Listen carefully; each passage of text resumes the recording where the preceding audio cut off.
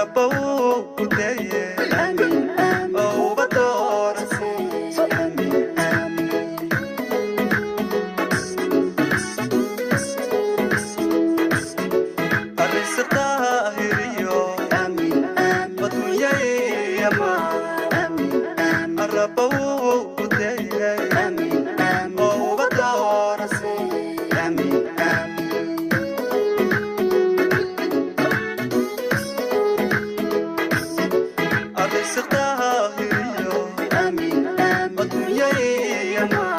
amin, amin, amin,